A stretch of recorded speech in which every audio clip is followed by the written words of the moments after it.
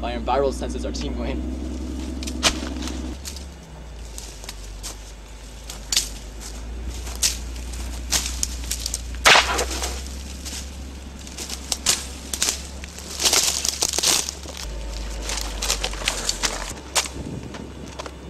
The South African Rageback.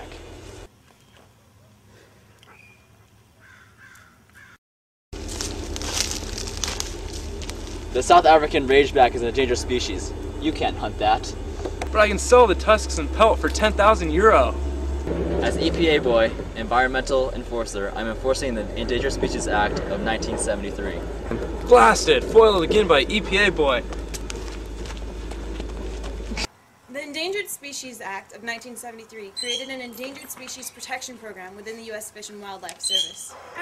It requires the government to actively protect all the species listed on the endangered species list, which consists of over 600 plants and animals regardless of economic effects on the surrounding region. It also prohibits the buying or selling of plants and animals on this list.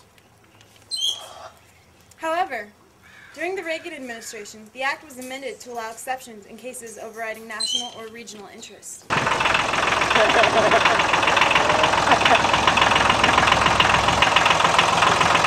Yeah.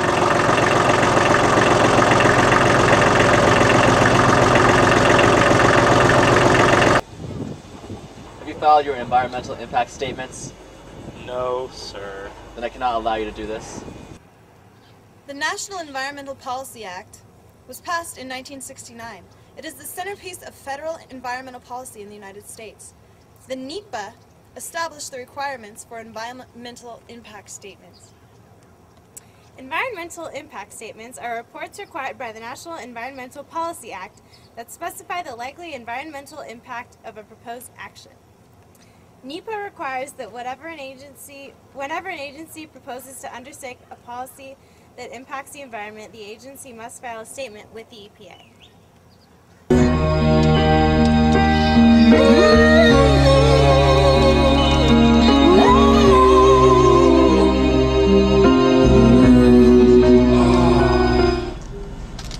Fruit and nut, my favorite.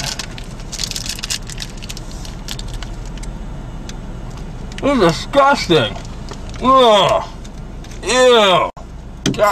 What the? You can't litter here because of the Highway Beautification Act of 1963. Besides, you don't want to eat that. It's full of all kinds of chemicals.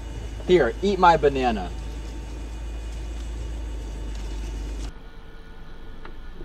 Actually, the Highway Beautification Act was originally designed to prohibit the construction of new billboards on scenic and rural federal aid highways, and to require the removal of illegal billboards. It has nothing to do with litter removal, although the name might be deceiving. The Highway Beautification Act still exists today. However, it is the various litter removal laws passed by state legislators that keep our highways litter-free.